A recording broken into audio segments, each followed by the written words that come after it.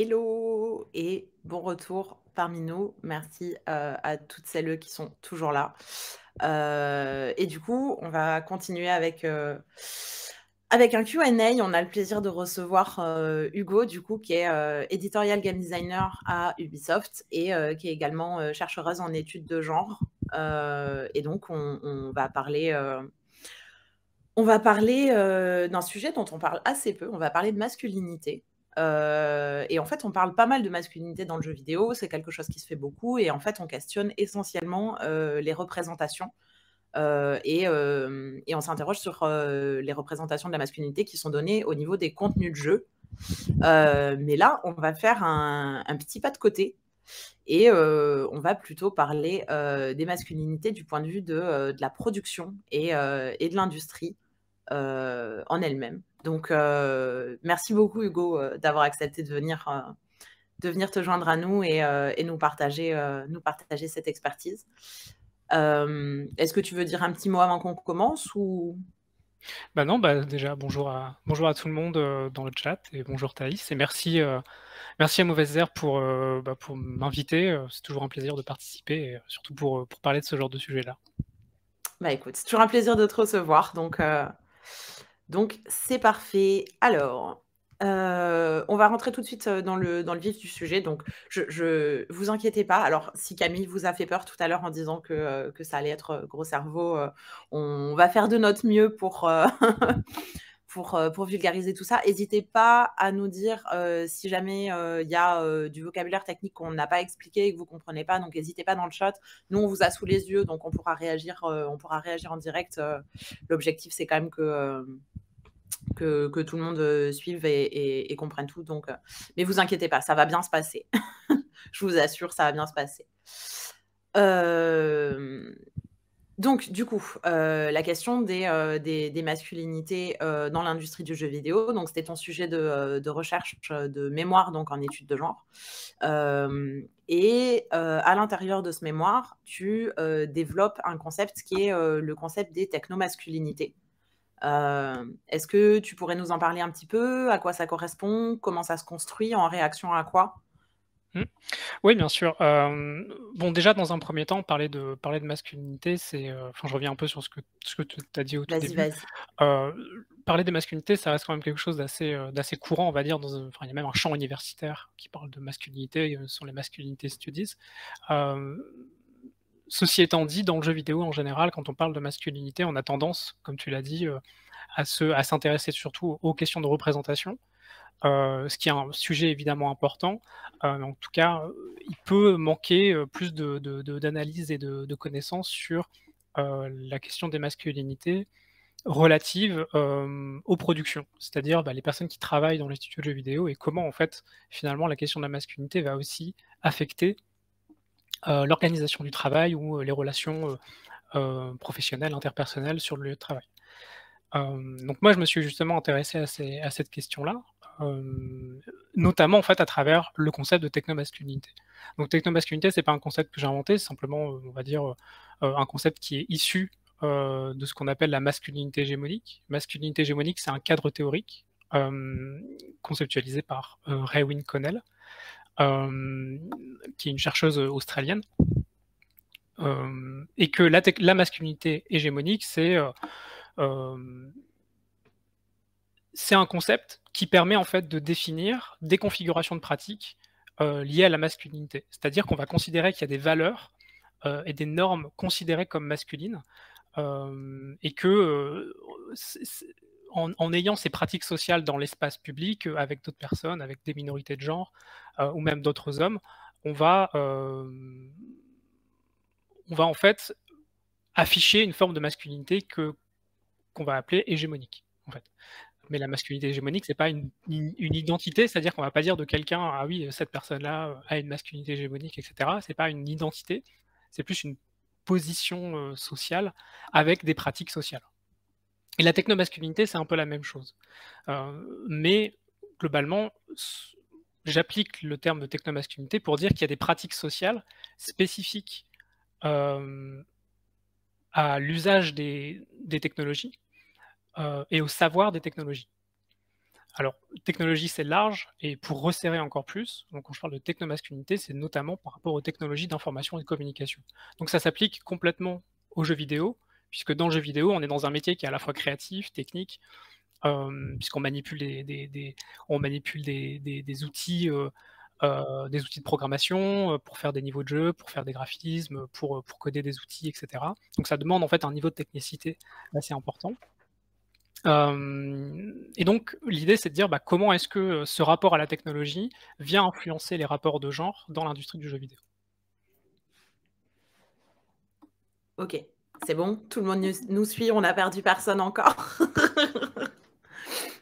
Non, en vrai, effectivement, c'est intéressant, de mobiliser ce concept-là, parce qu'effectivement, l'industrie du jeu vidéo, historiquement, disons, elle se structure autour d'environnements qui sont des environnements qu'on appelle homosociaux, donc qui, regroupent, des hommes, du coup, des hommes cisgenres, entre eux, dans des espaces qui sont, pas nécessairement formellement, mais en tout cas qui sont tacitement, fermés, à des personnes différentes, en fait.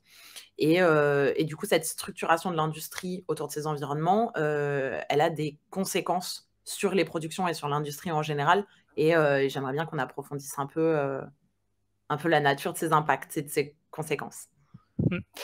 Mais c'est vrai que, alors c'est important de le rappeler, mais historiquement, c'est vrai que l'industrie du jeu vidéo s'est constituée dans ce qu'on appelle une homosocialité. Donc l'homosocialité, c'est le fait d'être entre hommes. Ça ne veut pas dire que personne ne peut rentrer dans cette homosocialité et ne pas être un homme, c'est possible, mais simplement en fait cet espace-là n'est pas fait pour accueillir d'autres personnes que des hommes. Et dans le cadre de l'industrie du jeu vidéo, on va surtout parler d'hommes cis blancs, hétérosexuels. Et notamment en fait en France, quelque chose qui est, on va dire, qu'il faut quand même rappeler, c'est-à-dire que l'industrie du jeu vidéo en France s'est constituée en homosocialité, notamment dans les années 80, qui est, la décennie qui va voir en fait la naissance de plusieurs studios de jeux vidéo qui vont structurer, l'économie, de l'industrie du jeu vidéo, pour les décennies à venir. Donc 1983, on va dire que c'est la date où on voit le plus de studios français, émerger, qui ont duré, par la suite, ou en tout cas, en fait, ont montré, hem, ont eu un impact économique très fort dans l'industrie du jeu vidéo, en Occident. Mais tous les acteurs de ces studios-là, donc je parle des studios comme Loriciel, Cocktail Vision, Ubisoft, ensuite c'est 1986, donc c'est aussi dans un laps de temps assez court. Infogrames, je crois que c'est 1983 aussi, ou en fait l'ancêtre d'Infogrames, je sais plus. Mais en tout cas, tous les acteurs qu'on va avoir dans les années 80-90, se sont rencontrés dans les années 80 à travers notamment, par exemple, les boutiques de micro-informatique. La micro-informatique, c'était donc les boutiques de micro-informatique, c'était les endroits où on pouvait acheter du matériel, et cetera. Et c'est notamment, dans ces endroits-là que, bah, des personnes comme, Paul Cuissé, Frédéric Raynal vont trouver des collaborateurs et créer des studios où vont avoir de la cooptation, c'est-à-dire ils travaillent dans un studio et donc ils vont rencontrer des gens dans ces endroits-là et dire: «Ah bah, je connais quelqu'un que j'ai rencontré dans tel endroit», et cetera. Pour vous dire, je crois que oui, c'est le père de Frédéric Raynal était propriétaire d'un magasin de micro-informatique. Le propriétaire du plus gros magasin de micro-informatique à Paris, c'est aussi celui qui a fondé, le magazine qui s'appelait Micronews. Micronews qui a été une revue, un magazine spécialisé dans le jeu vidéo, qui était très connu dans les années 80 et 90. Et donc le propriétaire du magasin de micro-informatique le plus gros à Paris était aussi le propriétaire du magazine, ce qui faisait qu'en fait, il y avait toute une sorte de cooptation et de cercle un peu fermé qui se crée là-dessus. Donc il y a une économie hyper intéressante qui se forme aussi dans les années 80 par rapport à ça, où c'est que des mecs blancs, qui se cooptent, qui s'apprennent des choses, et cetera. Et donc forcément, ce que ça a amené, c'est que, la circulation des connaissances, la circulation des savoirs en relation avec la technologie restait dans le même espace, un espace qui était, finalement très homogène.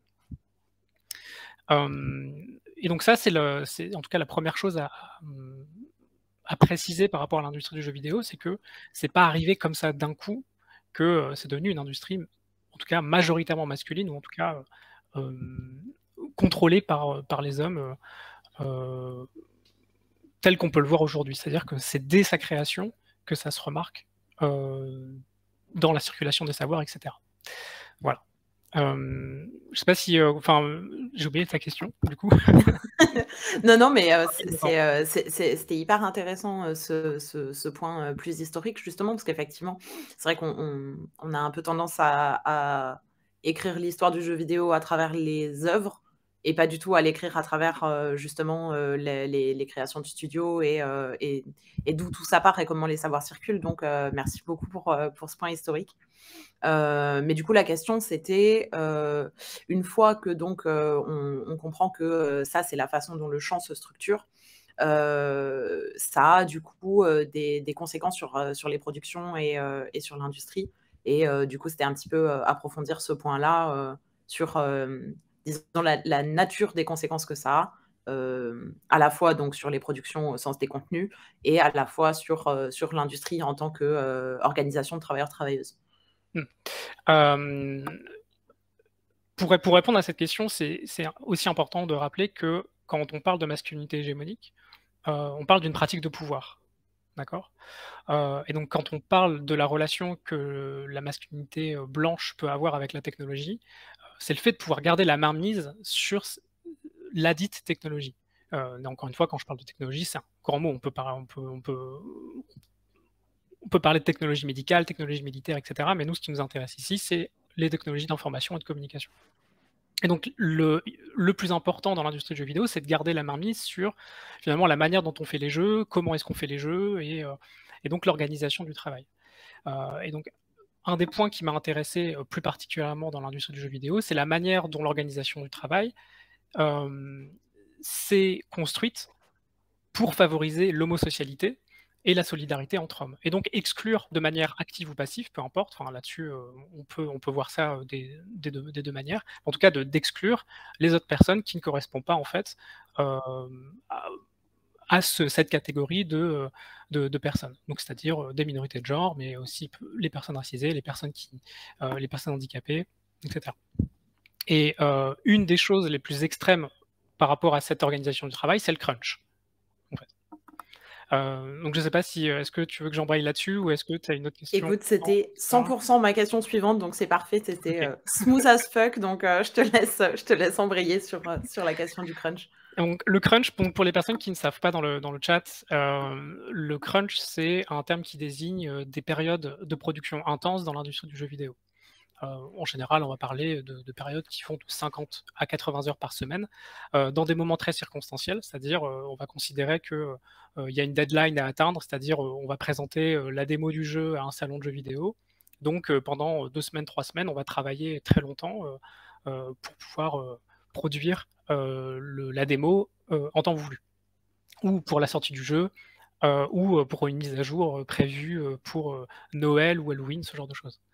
Donc évidemment, le crunch, la manière dont, ce terme est spécifique aux jeux vidéo, mais la pratique du crunch, la pratique, c'est-à-dire le fait de travailler beaucoup, est pas spécifique aux jeux vidéo. On le trouve beaucoup, voilà, en architecture, dans les métiers créatifs aussi en général. Et dans le jeu vidéo, en général, ça va pas toujours s'arrêter à 1 ou 2 semaines, ça peut aussi s'étaler sur plusieurs mois. Et donc, ce qui m'a intéressé, c'est d'analyser comment la question de la masculinité pouvait s'articuler avec le crunch, c'est-à-dire une organisation du travail extrême qui pouvait exclure certaines personnes. Et en excluant certaines personnes de l'environnement de travail, il y a des dynamiques qui vont donc se créer. Donc, je préfère aussi nuancer mon propos par rapport à ça, c'est que je ne vais pas dire que le crunch va bénéficier à tous les hommes qui font du crunch, mais ça va amener certaines choses, que ce soit en termes de relations sociales, par exemple. Donc, un exemple, donc moi dans mon enquête que j'ai menée pour mes recherches, pour mon mémoire, et qui va se transformer aussi en thèse, pour mes recherches, j'ai interrogé plusieurs hommes qui travaillent dans l'industrie du jeu vidéo, et je leur ai notamment demandé s'ils avaient fait du crunch et comment ça s'était passé. Et en fait, en général, moi, la réponse qu'on me disait, c'était alors majoritairement oui, ils avaient fait du crunch, mais que le crunch n'était pas forcément quelque chose qu'il regrettait. En fait, il regrettait le fait que ça avait été éprouvant, mais les, les bénéfices, c'était notamment une solidarité masculine, puisqu'il y avait une fraternité qui se construisait dans le fait d'avoir travaillé très longtemps au-delà des horaires normaux de travail avec des collègues qui sont devenus des amis. Et qu'à travers ça, en fait, il y avait tout un vocabulaire autour un peu, un vocabulaire un peu guerrier, en fait. Parfois, il y avait la question des tranchées qui revenait, voilà, le fait d'être dans Ouais, les c'est le tranchées, vocabulaire des vétérans. et cetera. Ouais, Voilà, ouais. quelque chose de vétéran, quelque chose de très guerrier. Et donc, en fait, j'avais un enquêté qui avait dit quelque chose de très percutant, qui disait, en fait, le crunch, le plus important, c'est pas le fait qu'on l'ait fait, mais qu'on y a survécu, en fait. C'est le plus important dans le crunch. On y a survécu, on n'y a pas survécu seul, on y a survécu avec d'autres hommes.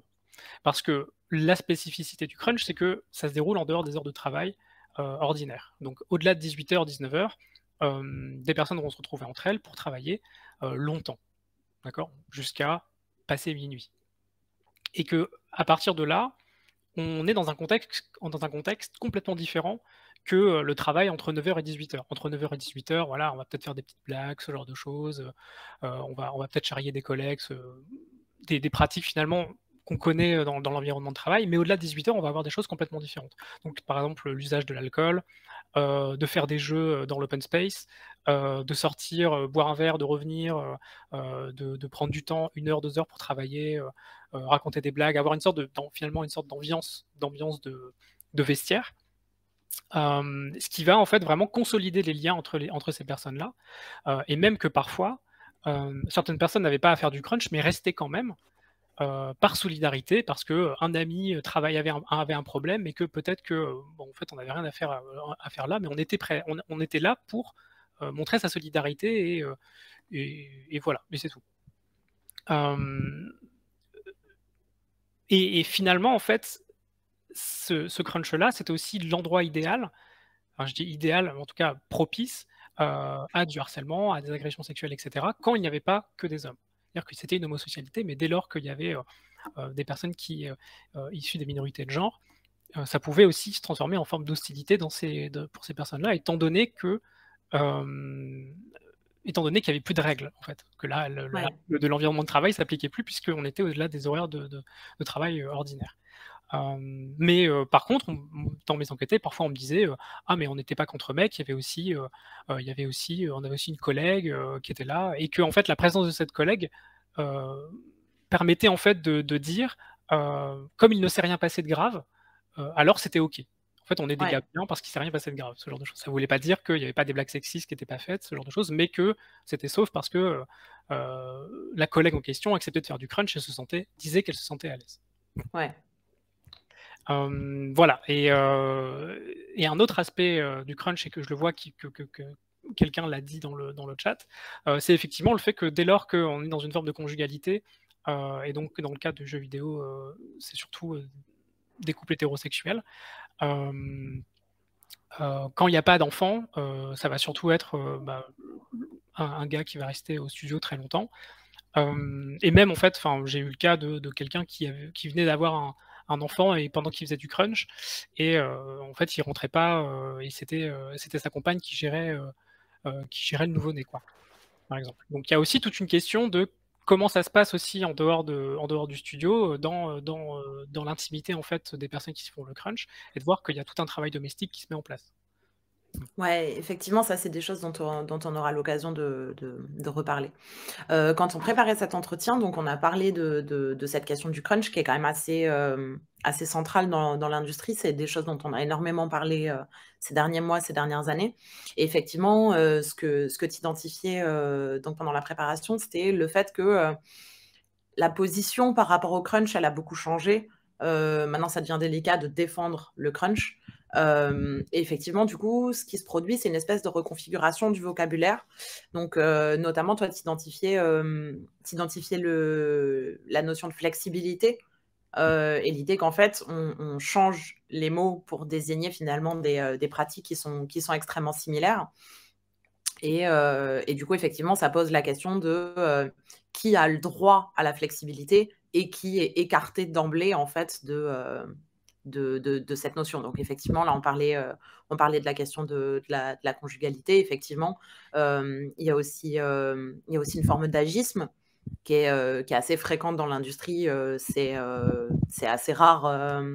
C'est assez rare, même quand ils existent dans les studios, que les personnes passées 40-45 ans crunch. Très souvent, c'est des employés plus jeunes, c'est des personnes qui considèrent qu'elles ont des choses à prouver et qu'elles justifient, entre guillemets, leur position.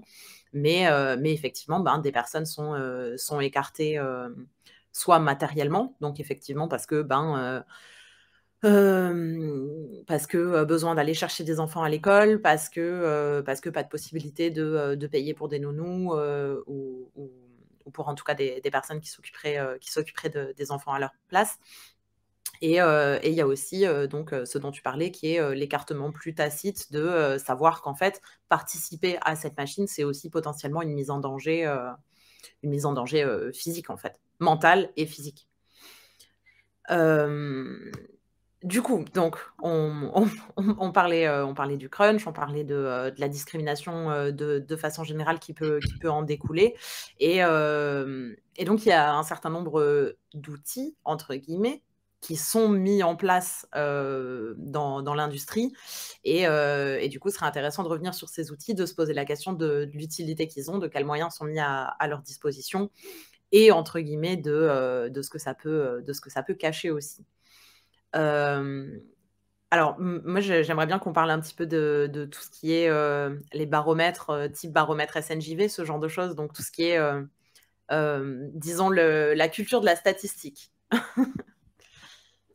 Ouais, bien sûr. Alors là-dessus, c'est que, enfin, c'est un point intéressant parce que peut-être que, bon, je préfère aussi rappeler pour les personnes qui nous regardent que selon moi, en tout cas, enfin, l'approche que j'ai par rapport à mes recherches, c'est que je m'intéresse aux masculinités parce que c'est une manière de voir de quelle manière les inégalités de genre opèrent dans l'industrie du jeu vidéo. Et c'est pas m'intéresser aux hommes pour m'intéresser aux hommes. En fait, c'est les mettre au centre de l'analyse pour pouvoir comprendre comment les pratiques de pouvoir s'exercent de ce point de vue-là. Et donc de peut-être trouver d'autres manières d'opérer des changements sur d'autres méthodes. Et effectivement, en fait, pour l'instant, les choses qui sont mises en place dans l'industrie du jeu vidéo relatives aux inégalités de genre restent assez en surface, en fait. Et comme tu le dis, donc il y a aujourd'hui en France, en tout cas, on a un seul organisme qui nous transmet des chiffres sur les inégalités de genre dans l'industrie du jeu vidéo, et c'est le SNJV, donc le Syndicat national du jeu vidéo. Pour les personnes qui ne connaissent pas le SNJV, c'est l'équivalent du MEDEF dans l'industrie du jeu vidéo, c'est-à-dire c'est un syndicat patronal, en fait. De gauche. En fait, c'est un syndicat qui, on va dire, œuvre plus en fait à faire du lobby auprès du gouvernement pour avoir des privilèges économiques, enfin des crédits d'impôt, etc. Voilà.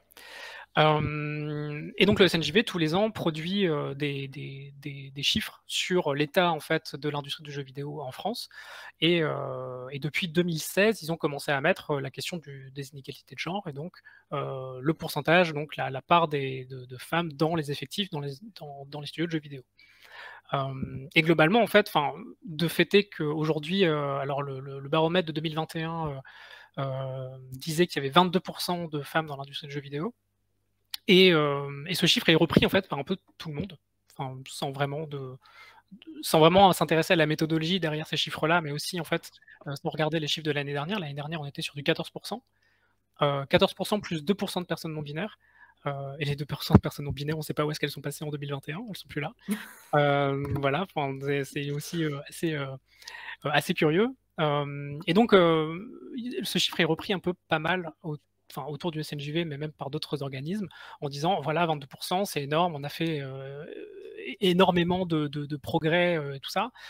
Sauf qu'en fait, on se rend compte que ce 22%-là, d'une part, en fait, au niveau des nombres de répondants, je crois que en général, ils disent qu'il y a 1200, enfin, ils ont envoyé le questionnaire à 1200 entreprises et qu'il y a 17% de participation, ce qui est un taux de participation correct pour une étude quantitative, mais qu'il y a seulement 90 entreprises sur ces 17%, donc 17%, ça fait à peu près 205 entreprises. Il y a 90 entreprises sur ces 205 entreprises qui ont répondu sur les effectifs. Et donc, on a forcément une marge d'erreur. Et ça, en fait, je pense que c'est important de le noter, en fait, puisqu'en général, ces chiffres-là sont énormément rapportés sur Twitter, etc., pour dire qu'il y a une avancée, que les choses fonctionnent, tout ça. Et en fait, on ne peut pas savoir, parce qu'il y a une marge d'erreur qui est énorme. Et en plus de ça, la méthodologie laisse quand même un peu à désirer. Donc, il y a aussi énormément de travail à faire par rapport à ça, et peut-être aussi de se porter sur d'autres organismes pour demander d'autres chiffres, surtout qu'en fait, c'est les seuls chiffres qu'on a sur la question des inégalités de genre. Parce qu'évidemment, le SNJV se garde bien de poser des questions sur le taux d'emploi et aussi de chômage en fonction du genre dans l'industrie du jeu vidéo. Voilà. Enfin, ça, en fait, on ne saura pas, puisque c'est pas exactement sur le marché du travail. On sait combien il y a de personnes qui travaillent, mais par contre, pour les personnes qui sont au chômage, on ne sait pas. Et on sait encore moins la répartition femmes-hommes. Et je parle là ici en termes binaires, parce que c'est la manière dont les questionnaires sont constitués pour le SNJV. Donc, pour la question du chômage, on sait encore moins à quel point les inégalités de genre ici sont profondes. Oui, effectivement, il y a d'autres gros impensés dans ces chiffres qui sont combien des 14% de femmes de 2020 sont toujours parmi les 22 de femmes de 2021. Donc, est-ce que c'est la durée de vie d'une personne marginalisée dans une entreprise aussi, combien de temps est-ce qu'elle y reste, et effectivement, il y a aussi la question des postes qui sont occupés. Parce que du coup, on sait très bien que dans ces chiffres-là, non pas qu'il s'agisse de dévaloriser ces métiers, loin s'en faut, mais on sait qu'effectivement, il y a tous les métiers des ressources humaines et de la relation presse et ainsi de suite, qui sont des milieux qui sont historiquement, même en dehors du jeu vidéo, qui sont des métiers historiquement plutôt des métiers féminins. Donc voilà, effectivement, clairement, énormément d'impensés, mais c'est intéressant que tu aies creusé la question méthodologique, en fait, derrière l'acquisition de ces chiffres, parce que c'est sûr que quand on lit la brochure, c'est quand même relativement opaque en termes de processus. Une autre chose dont on a un petit peu parlé pendant la préparation de cet entretien, c'était donc les campagnes de communication autour donc des questions d'inégalité de genre, et notamment une tendance qui pouvait exister dans ces campagnes de maintenir les hommes cis au centre des discours, en fait. On a parlé notamment, si tu veux peut-être revenir dessus sur la conversation qu'on avait eue sur la dernière campagne de Women in Games, donc, qui a eu lieu pour le 8 mars, qui s'appelait Gender Swap, et qui était donc une série de streams donc, qui reprenait le concept d'un mode qu'il y avait eu sur Batman Arkham, qui en fait inverse les modés 3D de Batman et Catwoman pour montrer les exagérations sexualisantes en fait des animations de Catwoman. Et donc, qui en fait reprend ce concept et l'applique à un certain nombre d'autres jeux pour donc mettre en vue voilà, comme ça, les différences d'animation et de mise en scène des personnages féminins et masculins. Ouais, en fait, c'est un peu dans la continuité de ce que je disais avant, dans la mesure où quand je précisais en fait que quand le sujet de mes recherches c'était les masculinités, c'était pas parce que je voulais mettre au centre les hommes parce que je m'inquiétais pour eux, mais plutôt en fait pour montrer qu'il y a des pratiques de pouvoir dans l'industrie du jeu vidéo qui sont au-delà des représentations.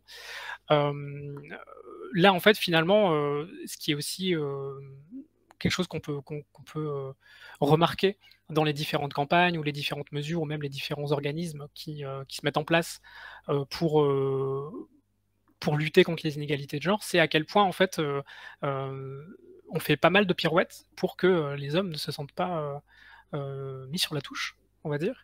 Notamment le fait que, voilà, enfin, par exemple, euh, le fait que Women in Games, par exemple, ne soit pas une association non mixte, non pas que la non-mixité devrait être obligatoire, mais qu'en fait, on pourrait se poser la question de pourquoi elle ne l'est pas, et que probablement qu'elle se l'est posée, mais qu'on ne faisait juste pas partie des conversations. Mais aussi que la campagne, notamment donc, Gender Swap, qui, comme tu l'as dit, le but c'est donc des jeux qui sont modés pour échanger, donc changer les animations des personnages féminins et les appliquer sur les personnages masculins. Donc le but de la campagne, c'est de dénoncer les représentations sexistes des personnages féminins dans les productions de jeux vidéo. Sauf que finalement, en fait, ce que ça produit, c'est déjà que c'est il y a probablement une part d'homophobie là-dedans. Parce qu'en fait, il y a un côté de ah bah regardez, on a un personnage masculin qui se comporte finalement comme une femme, et c'est un peu ridicule. Et il y a aussi le fait que finalement, on recentre le regard sur les hommes. Alors que le but, c'est quand même le but de toutes les conversations qu'on a pu avoir sur les représentations, etc., c'est de changer de regard, de déplacer le regard en fait sur d'autres personnages qui sont pas forcément des hommes blancs, cis hétéros, et de proposer autre chose. Et finalement ici, ce que ça a comme effet, c'est simplement que bon en fait finalement on se dit ah bah ce serait pas si mal d'avoir des hommes qui ont des postures efféminées, qui ont un côté un peu queer et tout ça. Et alors, tout le monde est d'accord pour dire que oui, ce serait top qu'on ait ces représentations-là, sauf qu'en fait, finalement, la campagne, j'ai l'impression qu'elle ne fait pas du tout ce qu'elle cherche à dénoncer. Et c'est un peu symptomatique, finalement, de la manière en fait, dont on approche le sujet des masculinités dans l'industrie du jeu vidéo et même le sujet du genre en général dans l'industrie du jeu vidéo, qui est que c'est toujours une question de représentation et jamais une question de conditions de travail, de comment est-ce qu'on forme des gens, de comment est-ce que le travail se passe, les relations interpersonnelles se passent. Et ça montre que le gender swap, finalement, c'est une conversation qu'on avait déjà il y a 10 ans, en fait, finalement. Anita Sarkeesian, dans Feminist Frequency, avait déjà noté la question des animations de personnages féminins il y a 10 ans. Ouais, il y avait aussi eu tout le Hawkeye Project qui était du coup sur la dénonciation des postures et costumes sexistes dans le comics. Si vous connaissez pas, je vous recommande de regarder ça. Donc l'objectif, c'était de reprendre toutes les couvertures avec des personnages féminins dans des postures et costumes particulièrement lascifs et de mettre à la place du coup le personnage de Hawkeye. Oui, Mais voilà. ouais, vas-y, pardon. J'ai fini là-dessus et je voulais juste... Ouais, et effectivement, en fait, en filigrane de tout ça et de toutes ces questions sur l'inclusivité, la diversité et ainsi de suite, en fait, ça pose une question qui est fondamentalement une question, donc tu le disais à l'instant, qui est liée à l'industrie du coup du jeu vidéo et aux conditions de production des jeux. C'est la question donc du renouvellement des effectifs de production. C'est-à-dire l'idée que si jamais on fait rentrer plus de personnes marginalisées dans l'industrie, en fait, c'est aussi une façon de simplement faire mainmise en fait sur leur force de travail. Oui, si, de manière, je pense que de manière un peu caricaturale et un peu cynique, on peut dire ça comme ça. C'est-à-dire qu'aujourd'hui, si on voit le SNJV s'engouffrer un peu dans la question des inégalités de genre de manière assez molle, hein, mais il le fait quand même, c'est aussi parce qu'il y a une question en fait il faut plus de gens en fait pour faire des jeux, pour les studios, pour les différents postes et aussi les travails de plus en plus les postes pardon les postes de plus en plus techniques aussi parce que en fait faire des jeux c'est très compliqué, ça demande pas mal de compétences très spécifiques, etc. Et parfois on manque de ces personnes-là, où en fait on a des personnes qui font un peu tout. Donc oui, en fait il y a une manque de main-d'œuvre qui va se faire sentir si en fait on veut toujours faire des jeux de plus en plus gros, etc. Et donc une des manières en fait de parler de diversité et inclusion, c'est aussi en fait de renouveler cet effectif-là. C'est un peu cynique, mais c'est comme ça que fonctionne le capitalisme en général, et que voilà, il faut aussi être assez attentif, je pense, sur la manière dont le discours féministe peut être, on va dire, instrumentalisé et phagocyté par ces besoins finalement qui sont motivés par des pratiques néolibérales, quoi. Pour rester sur la question de l'instrumentalisation, j'aimerais bien rapidement qu'on parle un petit peu de quelque chose que tu as évoqué en introduction et qui est la question de la passion. Et du coup de la façon dont on récupère cette notion qui est censée être une notion positive justement pour donc l'instrumentaliser et la transformer en outil de profit et de potentielle mise en danger de soi-même en fait. Oui, enfin c'est vrai qu'il y a la question de la passion qui est extrêmement importante dans l'industrie du jeu vidéo, mais qui est aussi encore une fois instrumentalisée dans la masculinité en fait finalement, dans le fait que quand on va demander à quelqu'un qui travaille dans le jeu vidéo pourquoi est-ce que cette personne travaille dans le jeu vidéo, enfin surtout on va dire un homme cis blanc, cette personne va dire j'ai toujours joué aux jeux vidéo, j'ai toujours été passionné de jeux vidéo. Et ce toujours en fait il est significatif puisqu'en fait ça montre une forme de naturalisation de la passion, comme si cette passion était venue comme ça un jour on s'était réveillé à 8 ans et en fait on a commencé à jouer et en fait on s'est plus arrêté. Sauf qu'il y a vraiment des conditions d'existence matérielles et économiques qui permettent en fait à cette passion d'émerger tout simplement. D'avoir un ordinateur à la maison parce que un des parents travaille a un travail qui lui demande d'avoir un ordinateur, avoir une connexion internet, aussi pouvoir avoir l'argent pour pouvoir s'offrir des consoles, ce genre de choses. Aussi, est-ce qu'on a des frères et sœurs? Et si on a des frères et sœurs, est-ce qu'on peut accéder à la console? Ce genre de choses. Enfin, voilà. Et donc la passion, finalement, d'une part, elle est naturalisée du côté des hommes, qui est que c'est difficile pour eux de dater, de dire ah oui, je joue aux jeux vidéo parce que mon frère m'a initié, alors que dès lors que la question de la passion est appliquée aux minorités de genre, cette passion va devoir être justifiée en fait. Et que si elle n'est pas aussi évanescente et naturelle que celle des hommes, elle va être nier cette passion. C'est-à-dire que si vous dites ah bah moi j'ai appris, si vous êtes issu d'une minorité de genre et que vous dites ah bah moi j'ai appris à jouer avec mon frère, on va dire comment ça t'as appris à jouer avec ton frère, t'as pas appris à jouer toute seule comme une grande, alors que eux-mêmes en fait ont eu accès aux jeux vidéo, ont eu accès aux jeux vidéo grâce à un frère, à un père ou à un ami de la famille, etc. Et déjà, cette passion-là est naturalisée, puis il y a le fait que la passion, c'est quelque chose de vulnérable, en fait. Le fait d'être passionné, c'est une vulnérabilité émotionnelle, et s'il y a bien quelque chose que la masculinité hégémonique, la masculinité blanche déteste, c'est d'être vulnérable. Voilà. Enfin, je le dis de manière un peu crue comme ça, mais c'est un peu ce que les hommes n'aiment pas, c'est avoir l'air vulnérable, en fait.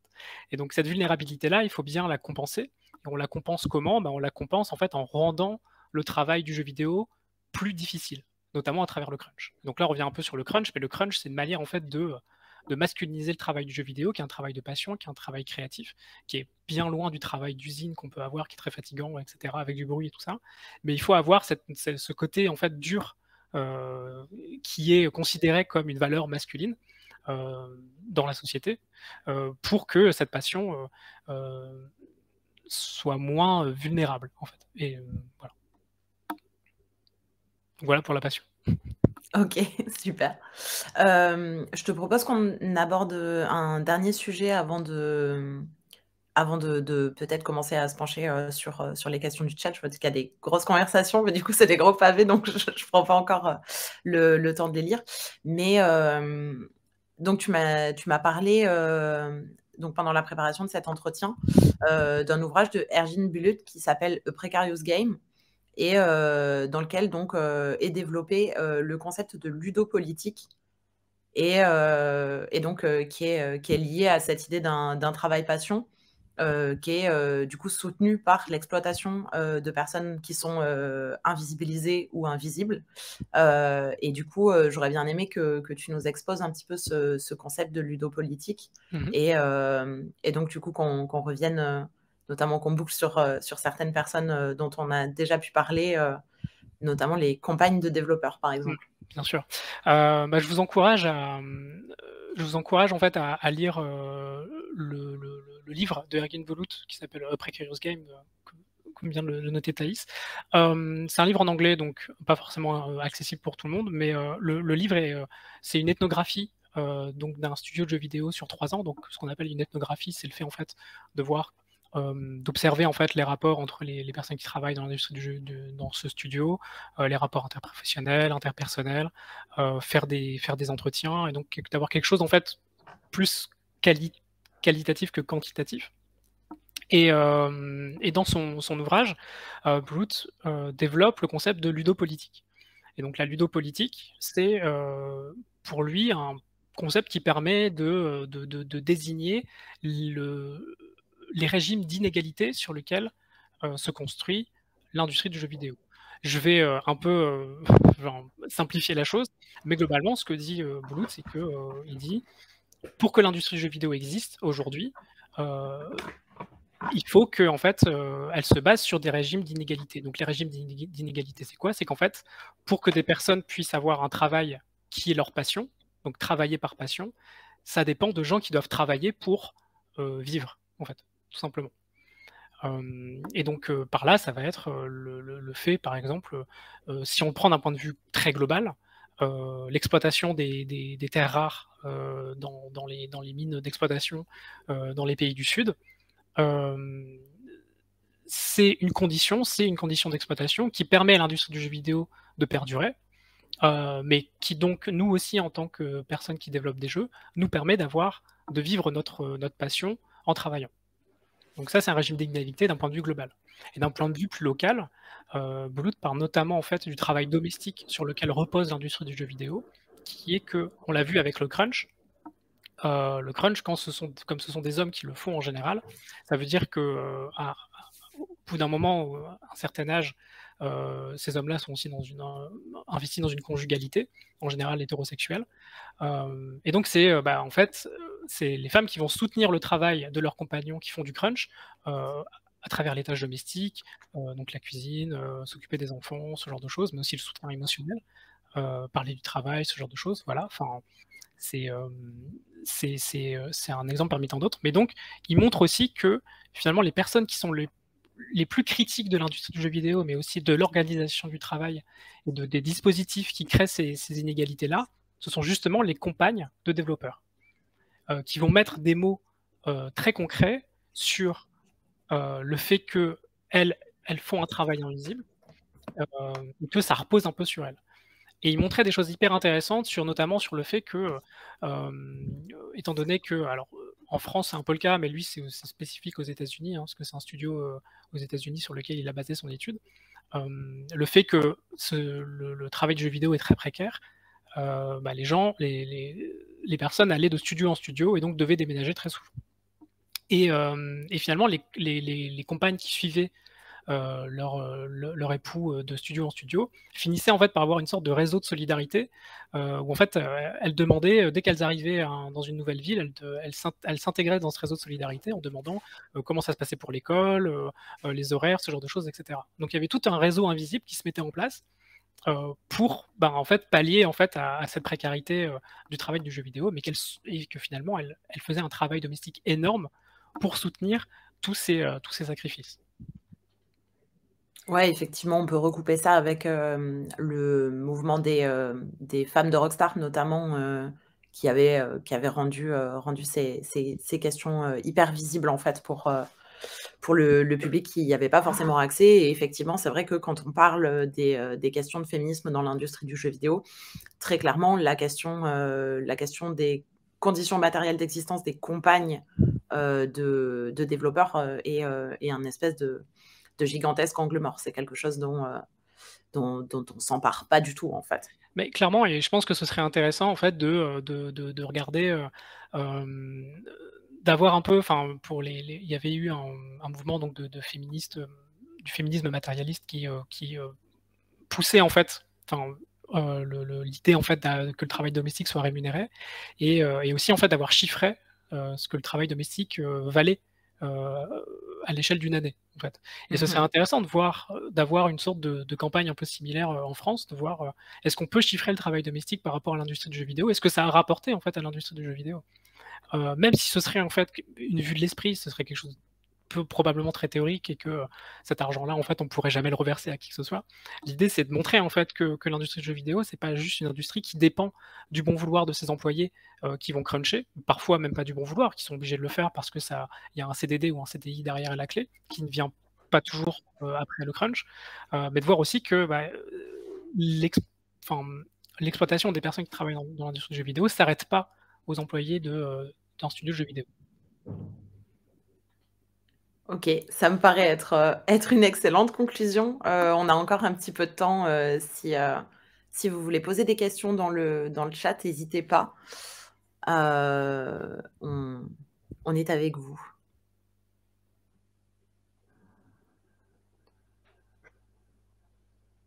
Donc en fait, c'était surtout des conversations. Avant, j'ai pas vu passer trop de questions, mais c'est cool en tout cas que ça fasse parler tout le monde.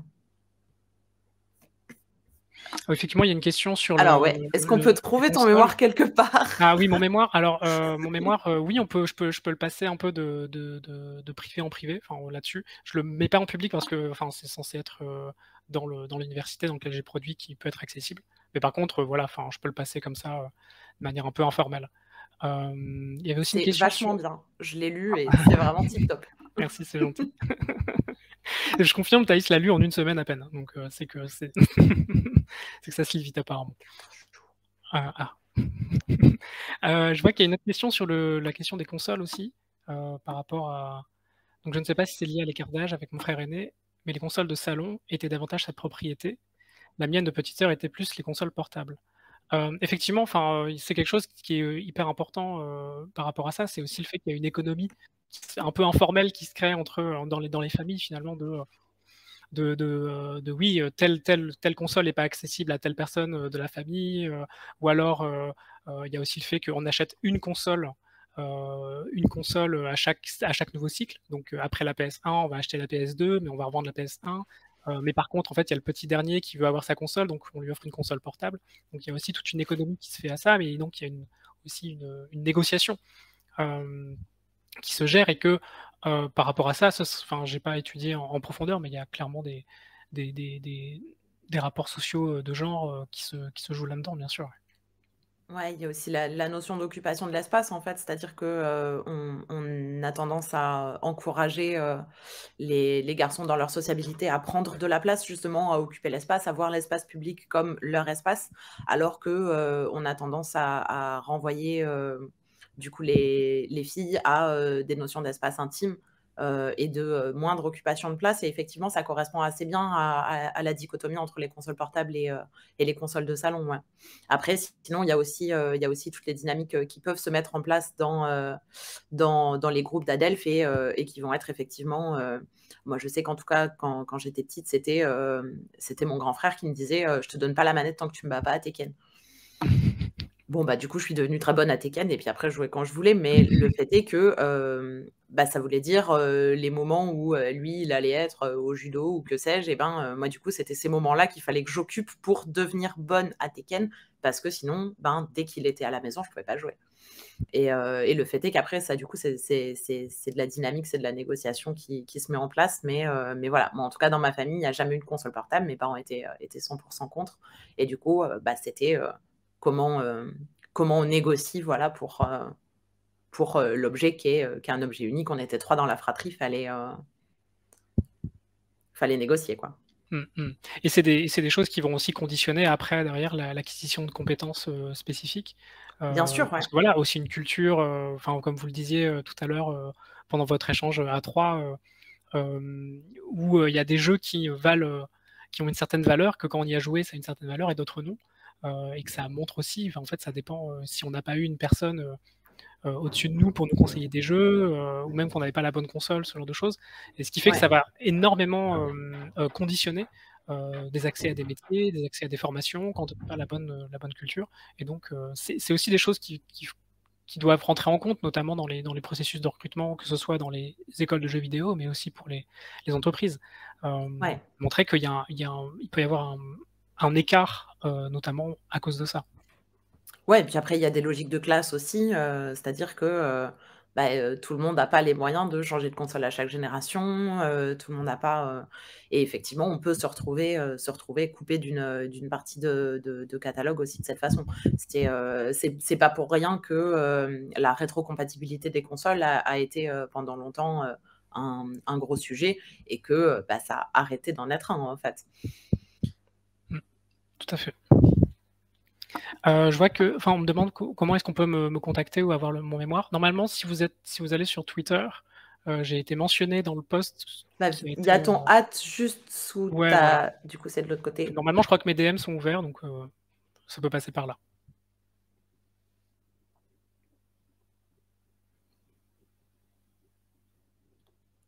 Bon, si vous avez plus de questions, on va peut-être en rester là et du coup vous offrir une petite pause en attendant du coup le prochain talk qui sera du coup un talk sur la représentation des personnes handicapées dans les médias par Clémentine. Donc ça va parler jeux vidéo, puis ça va parler plein d'autres choses que jeux vidéo, et puis ça sera gros cerveau aussi, mais du coup c'est pas le même genre de gros cerveau, mais voilà, donc on vous laisse 10 petites minutes et on se retrouve tout à l'heure.